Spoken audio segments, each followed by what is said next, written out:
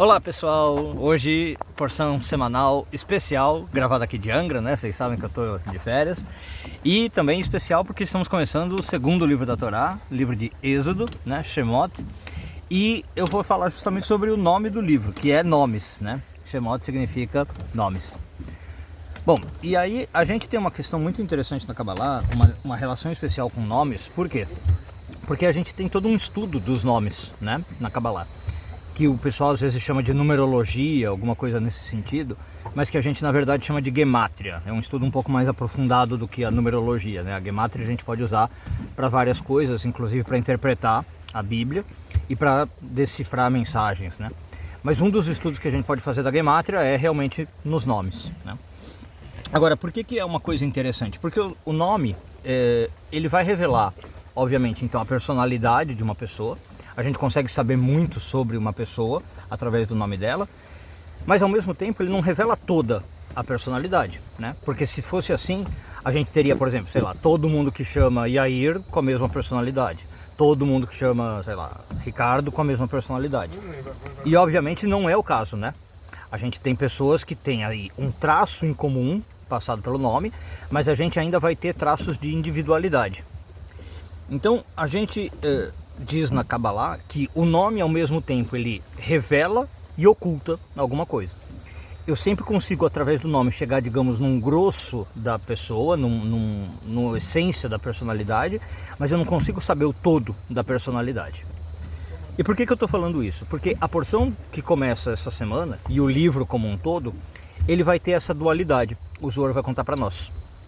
Ele vai ter uma dualidade de que ele vai estar revelando alguma coisa e ocultando outra. Por exemplo, o Zohar diz para nós que o que a gente está lendo no livro de Shemot? A gente está lendo sobre a escravidão do povo de Israel. É no livro de Shemot que começa, né? Você vai começar a ler de como agora o faraó, o novo faraó não conhece José, ele vai agora começar a escravizar o povo de Israel e tudo mais. E isso é o que você está lendo na superfície.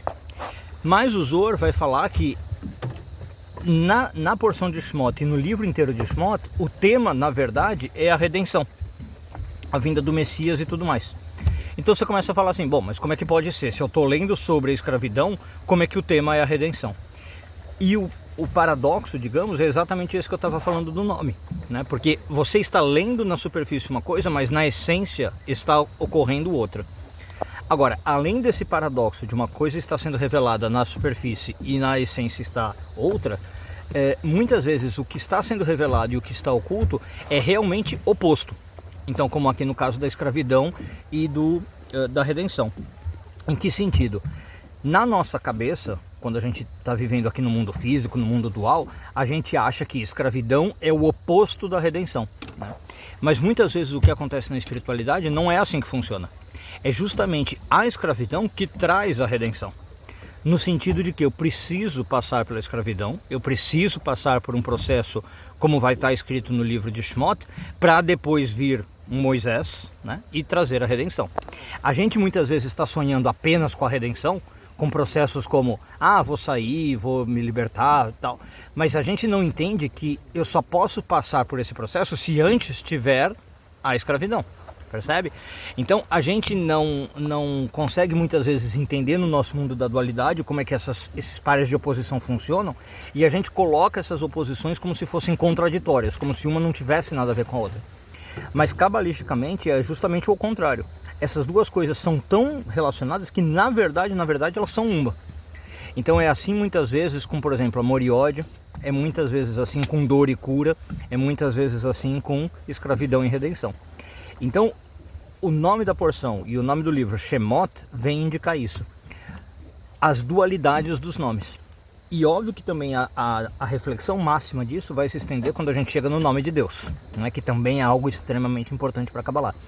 A gente sempre está se ligando a Deus, a maneira máxima que a gente tem que se ligar a Deus na Kabbalah é através dos nomes de Deus. E aí a gente tem que lembrar que a gente consegue chegar então a Deus através desses nomes, mas a gente está chegando, digamos, numa faceta de Deus, numa parte de Deus. A gente não está conseguindo chegar na essência real de Deus. Inclusive por quê? Porque Deus é uma união de todos os opostos, vamos pensar assim, ou de todas as contradições. Deus vai ter em si todos os atributos, né?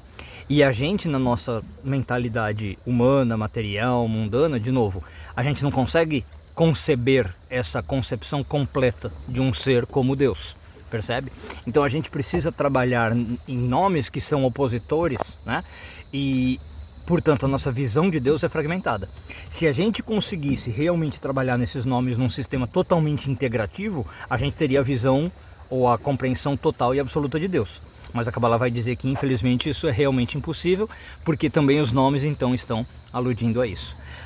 Nesse sentido, então, para encerrar o vídeo, a gente pode dizer que a nossa jornada na Terra, a nossa missão, de certo modo, na Terra, é que a gente passe a compreender melhor os nomes de tudo, né? O nome das coisas.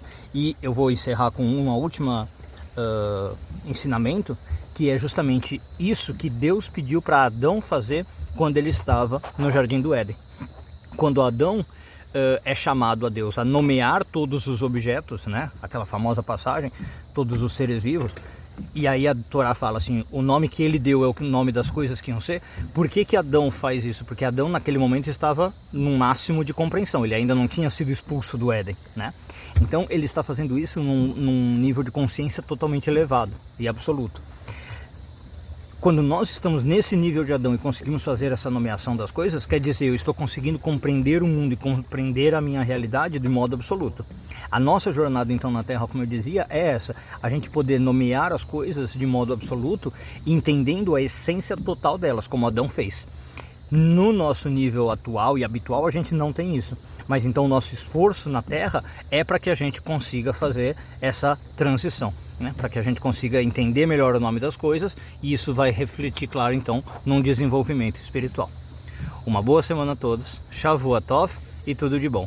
E só para vocês saberem, hoje tinha uma participação especial, uma pessoa que queria aparecer aqui no vídeo, o Benjamin, que está aqui almoçando enquanto eu gravo. Queria participar do vídeo, para vocês conhecerem. Pronto, uma boa semana a todos, Shavua Tov e tudo de bom.